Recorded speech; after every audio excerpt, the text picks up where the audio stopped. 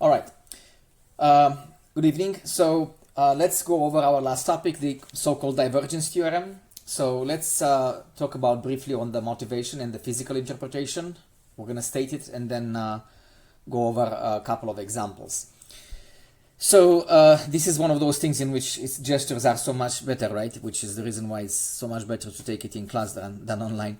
So let's say we have a closed region of space. Okay, so the main ingredients of the theorem are, as you might expect, a vector field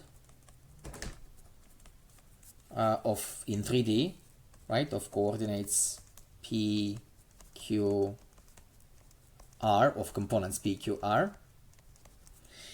And we're going to have also a solid, a closed solid, let's denote it by E. Like a ball, for example, or any solid that is closed, basically surrounded by completely surrounded by a surface or a couple of surfaces. As long as it fits closed, that's the main idea for the theorem. And intuitively, what the divergence theorem states. Let's look at the following analogy, actually. So let's suppose that, again, you are in some sort of a vector fluid, right? And you have this closed region. And let's say this enclosure is made by some permeable surface. Basically, if I actually look at all the points inside the region of enclosed by this surface, and I measure how much the vector fluid expands at those points or compresses, so basically I add up the amount of expansions versus compression, I'm going to basically end up with a net expansion or compression. So in other words, if I add up quantitatively via the divergence, right? So remember, the divergence measures this. So if I add up quantitatively all of these amounts indicating expansion or compression, overall inside this region, I'm going to end up either with a positive value, which means an overall expansion, a negative value, an overall compression, or zero, right? But let's say it's either positive or negative. So if the surface of the membrane is permeable, the entire amount of expansion is going to be exactly the amount that permeates over the surface, the flux, if you want, right? If you have an overall expansion in inside the region, and the opposite is true, right? I mean, if I measure all the divergence at all of these points and add them up, right, via a triple integral is going to be, right, because you do that for all the points inside the solid, and then you're going to have basically a net compression. That is going to be exactly the amount that permeates from the outside to the inside of the object. In other words, how much you can compress inside is however manages to come through the membrane, and the opposite, of course. However you manage to expand is however you manage to actually expel via the flux over the surface.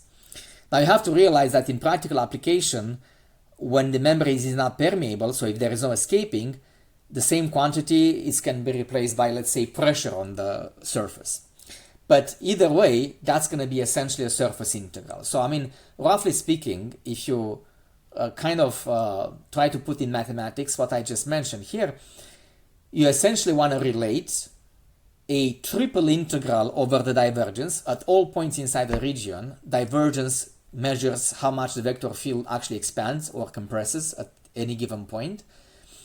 So when you take a triple integral, you kind of add up in the limit all of these quantities, and that ought to be equal to however it permeates in and out on the surface, which is basically the surface integral over the vector field on the surface that encloses the solid E. So once again, we have the vector field in 3D, we have a closed solid, and let's also denote by S the boundary of E. In other words, the surface that surrounds the enclosure. So the divergence theorem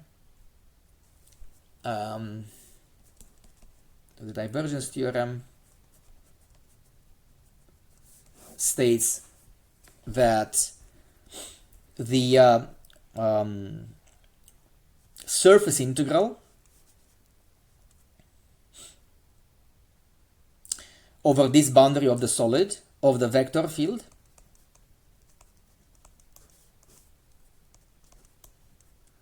is equal to the triple integral over that solid of the divergence of this vector field. So it relates a triple integral with the surface integral on the outside. Oh, and another thing important I forgot to mention, n is oriented by convention outward. Okay, notice the sign of these two agree, right? If the divergence is positive, it means an expansion. It means that stuff comes out through the surface. So that means it's going to have the same sign as the surface integral if you orient it outward. It's going to be positive. To the contrary, if you have a compression, then the surface integral will be negative against the outward normal, because it means that you go inside from the outside. So remember, all of this convention with the orientation is just to make some sort of consistent choice so that we don't get confused with the sign of that quantity. All right, so let's start by an example to illustrate how useful this theorem can be. How big the difference is whether you do it via the surface integral or via the triple integral over the divergence.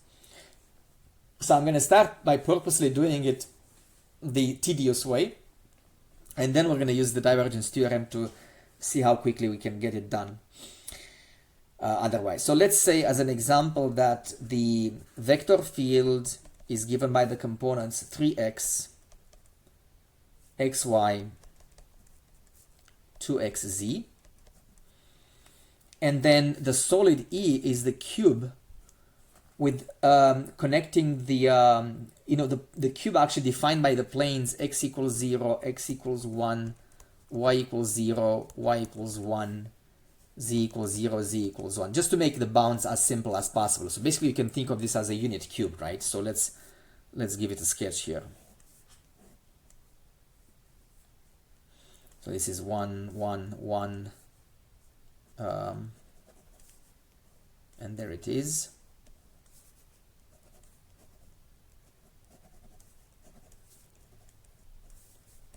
Okay, so it is a closed solid. And what makes now the surface integral tedious to do? How do I find the surface integral? So if I want to do the surface integral, right? If I want to compute the left side of the equality in the Stokes theorem, well, I have to do actually 6 surface integrals. Now, granted, none of them is overly difficult, but there's still 6 surface integrals to actually set up and compute. So let's actually do that just to as an experience, as an example, and then to appreciate, how efficient the Stokes theorem is in cases like this. So let's actually, right? So then, therefore, the surface integral is going to basically be split into S1, S2. Let's label actually the S1 the left side from our perspective, S2 the right side. Let's see, S3 the front one, S4 let's say is the back.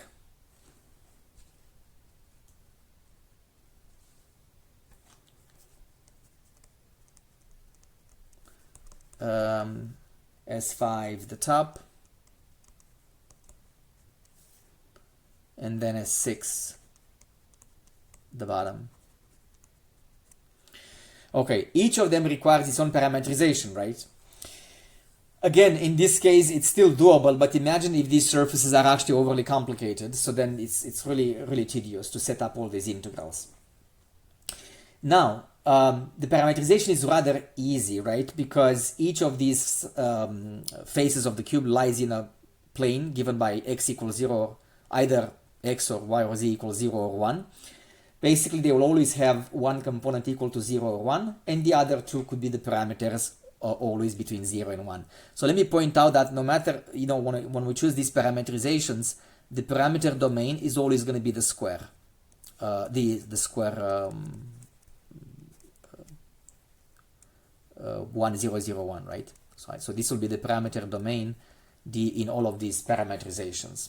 So in other words, u is going to be between 0 and 1, v is going to be between 0 and 1. So let's start, for example, with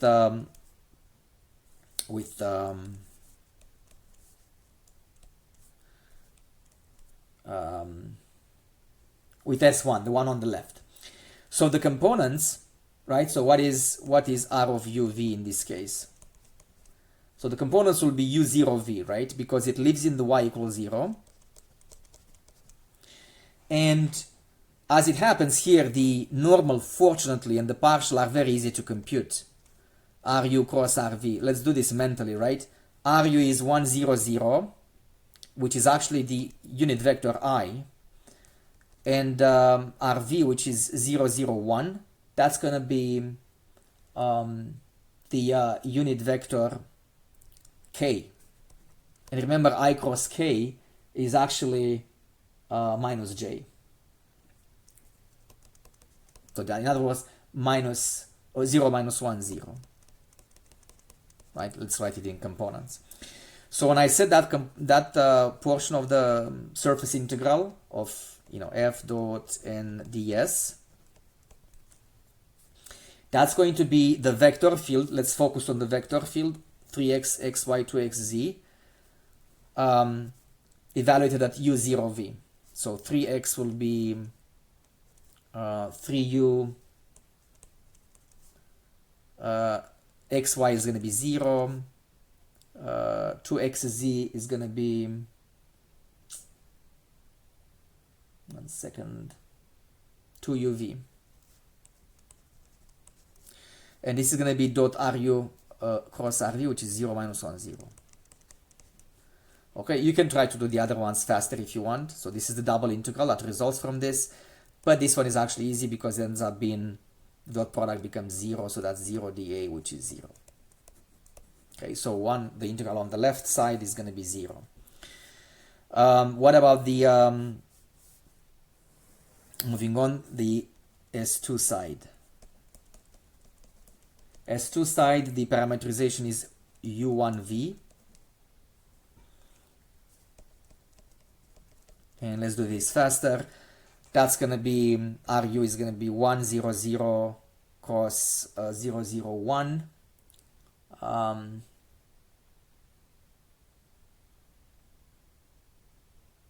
Ru cross will be 1, 0, 0. 1 second. Yeah, but I have to orient it outward. Yeah, sorry. Got to be careful here. So I got to do actually Rv cross Ru, right? Because, 1 second. So U1v S2, because that's in y equals 1. If I do Ru, that's going to be 1, 0, 0. And that's going to be cross 0, 0, 1. So again, but I have to take it in the opposite direction. So I'm going to do Rv cross Ru. Because remember, in this divergence theorem, you have to keep the normal outward. So that's the idea, right? You want to keep the normal outside of the object. So I'm going to take, basically, all of these will be unit vectors, all of these cross products. So I'm going to take Rv cross Ru, which is going to be, like I said, 0, 1, 0.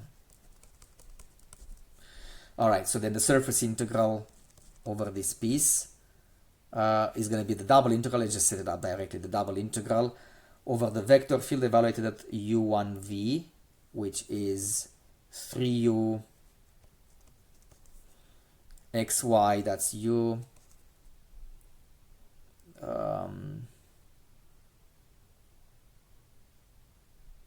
3u, okay, and then 2uv, 2xz. Dot 0, 1, 0 dA. So that ends up being the double integral of u dA which is the integral from 0 to 1 dv from 0 to 1 u du. It's 1 times u squared over 2 between 0 and 1. That's 1/2. Okay, so that's S2. Moving on to S3. You can skip this part if you want, if you get bored of these surfaces integrals, but again, like I said, it's good practice. Look at the normal for S3. It has to be downward, so without going through all the details here, let's see again the parametrization in this case will be, so this S3 lives in the z equals 0 plane, so that's uv0.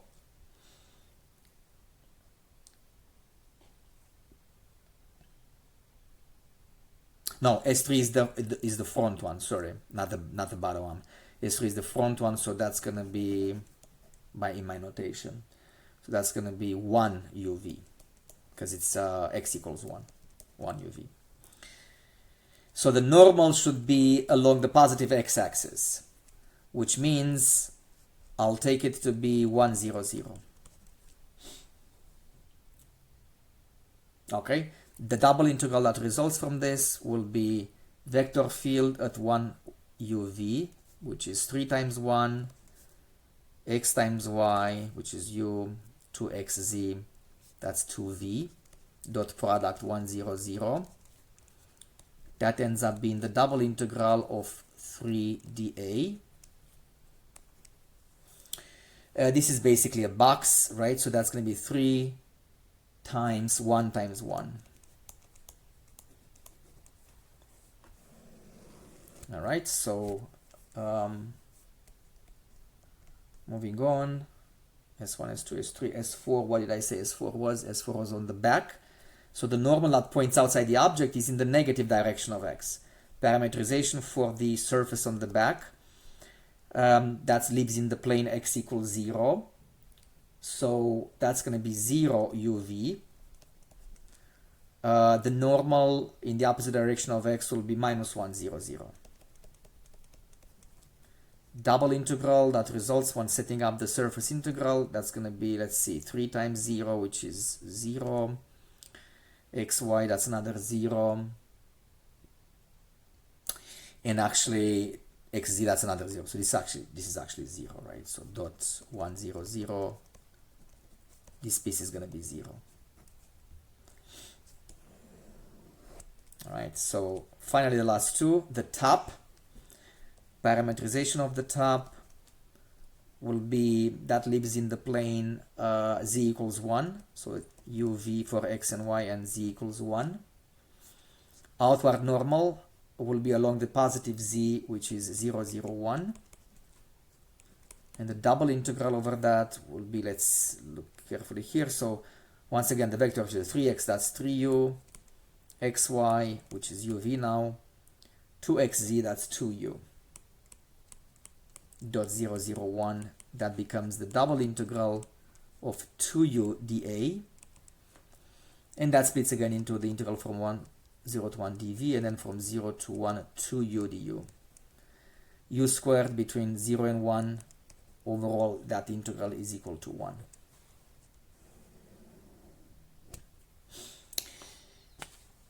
Okay, and then finally the last piece, the bottom, that lives again in the z equals 0. So the parametrization is uv0. The normal is in the opposite, in the negative direction of z. So the normal will be 0, 0, minus 1. And then the double integral now will be 3u uv 0 dot 0, 0, minus 1. The dot product is going to be 0. So this piece is also 0. So finally, the surface integral over this cube, the closed cube, so the overall surface integral will be the sum of this integral, which is 0 plus 1 over 2 plus 3 plus 0 plus 1, which makes it 9 over 2.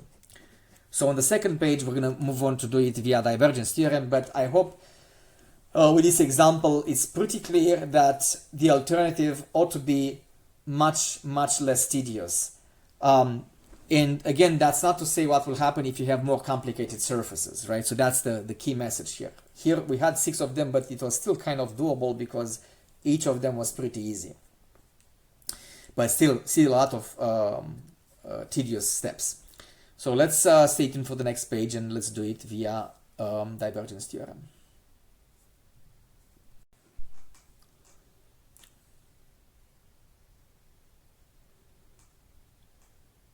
Okay, so the same problem via Stokes theorem, divergence theorem. Let's compute the divergence of this vector field. That's going to be partial x, remember, of 3x, which is 3, partial y of the second component, which is x, partial z of the last component, which is 2x. So the divergence of this vector field is 3 plus 3x. And therefore, via divergence theorem, what we have that the surface integral over that the boundary of this cube can be computed instead via the triple integral over the solid E of the divergence, which is 3 plus 3x dv. However, as a triple integral, it couldn't get any easier than that, right? Because you have the domain in the form of a box. A box is as easy as it gets, right, for a triple integral. So this splits into, you can integrate in any order you want. dx, dy, dz. This is a product in x, y, and z, so this actually splits into 3 integrals, 1 dy, 1 dz, and then 3 plus 3x dx. The first 2 integrals obviously are 1 times 1, and the last integral is 3x plus 3x squared over 2 between 0 and 1. 3 plus 3 over 2 makes it 9 over 2. Okay, so I hope this first example is good enough to see the difference. So when it's applicable, you should think carefully which side of the, let me make it nicer here, so it's 9 over 2, which side is easier to compute. Let's do another example, not both ways this time, but again, the one that it's seems obvious to make it easier.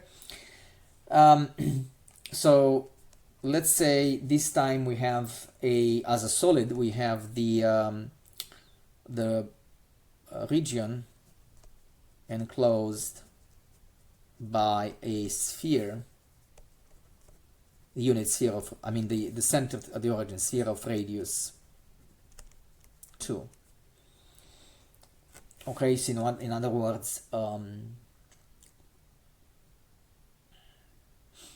the equation of that sphere is x squared plus y squared plus z squared equals 4. I don't think we're going to need much sketching here, right? So imagine you have that sphere of radius 2.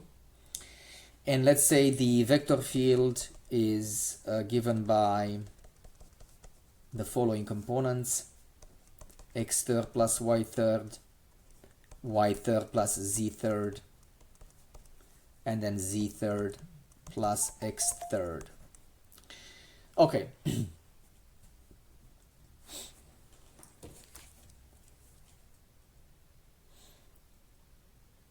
Just 1 second.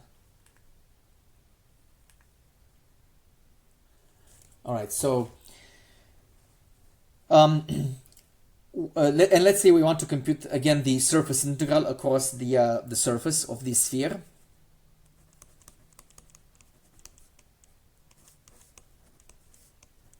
Okay, with the outward normal. So we have the configuration appropriate for the divergence theorem. Now, why would again the surface integral might be more difficult? It has to do also with the components of the vector field. So first of all, let's see the parametrization of this surface, right? We can have we can have the Cartesian coordinates, but those will make the bounds quite ugly, right? Because z will be square root of 4 minus x squared minus y squared.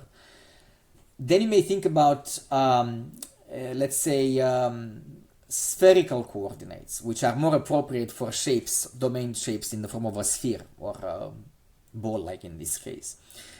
Then the stuff to integrate might be easier, but it's still, the integral will be very difficult if you think about plugging in sine, cosine stuff into this power, x to the 3, y to the 3.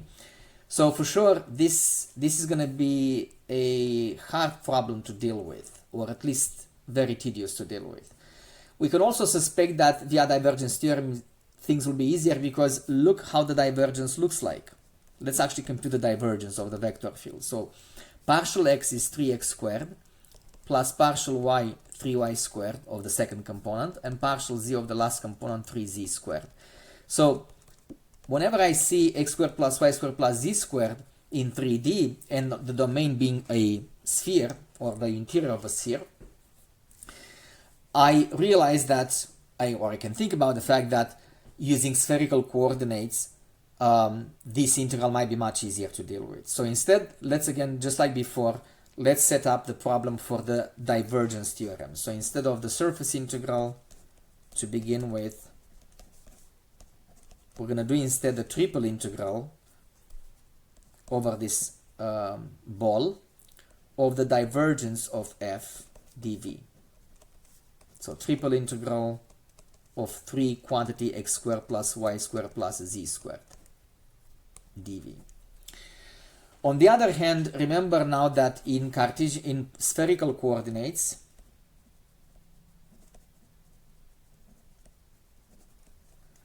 this integral should be much easier to compute. What are the spherical coordinates? Well, x will be rho sine of phi cosine of theta. I'll sketch immediately, just in a little bit, if you don't remember how you set them up. So y is rho sine of phi sine of theta, and then z is rho cosine of phi. And remember, we always have the relationship that x squared plus y squared plus z squared is actually rho squared. So if you don't remember, for a point in space P, the spherical coordinates are measured in the following way. Rho is the distance from the origin to the point P. Phi is measured from the positive semi-z-axis to OP. You're going to project P on the xy plane. Essentially, you have the polar coordinates for the xy plane. And then you're going to denote by theta the angle measured counterclockwise from the positive semi-axis x all the way to the O connected to the projection, to the origin and the projection of P onto the xy plane. So these are the spherical coordinates. And remember, in spherical coordinates, dv is also rho squared sine of phi, d rho, d phi, d theta, right? So now let's turn everything into triple integral in spherical coordinates. So the because it's a full sphere, right, the bounds for phi are from 0 to pi. For theta, that goes all the way around in the xy plane, that's from 0 to 2 pi. And obviously for rho, since the radius of the sphere is 2, that goes from 0 to 2. We already mentioned that x squared plus y squared plus z squared becomes rho squared. And then dv, again, if refer back to the triple integral in spherical coordinates, if you forget where this comes from. Dv becomes rho squared sine of phi, and then d rho d phi d theta. I should say d theta d phi in this order. Okay, this splits into a product of integrals because again constant bounds and everything factors into rho, phi, and theta. So we have the integral in phi, which is of sine of phi d phi. The integral of theta, which is just from 0 to 2 pi of 1 d theta. And then finally the integral in rho, which is of 3 rho to the power 4 d rho. Sine of phi goes into minus cosine of phi between 0 and pi. And this is 2 pi, and then 3 rho to the 5 over 5 between 0 and 2. Cosine of pi is -1, so that's going to be minus -1, which is 1, minus negative cosine of 0, which is minus -1, and then 3, 2 to the 5th over 5. So that's 2 pi, 3, what's 2 to the 5th? 2 to the 5th is 32. We have 96 times 4 makes it 384. So 384 pi over 5. So I think I'm not gonna waste too much time. I was gonna actually set it up just to set it up in the via surface integral just to see how it looks like, but I don't think it's worth spending more time. So I think it's obvious this via triple integral of the divergence is gonna be easier. So by the way, in exams I might actually ask a question like this, like for example, you know, use divergence theorem to solve this, and then it should be pretty obvious which direction is easier. Or if I say even more direct, if I say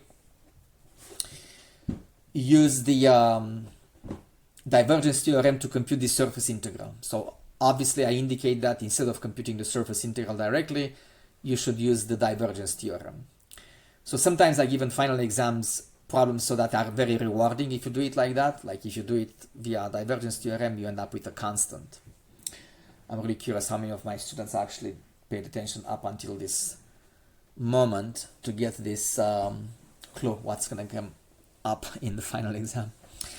All right, so I might actually add another quick video with some concluding remarks, but maybe not immediately. So that is it. I hope you enjoy it. As an online course with this type of delivery, Calculus 3 is not ideal, obviously. I mean, there is too much visualization that you kind of have to miss somehow, which works better in a live classrooms, but hopefully it was still useful. So goodbye, and I'll see you next time when I have another course or another material to upload. See ya.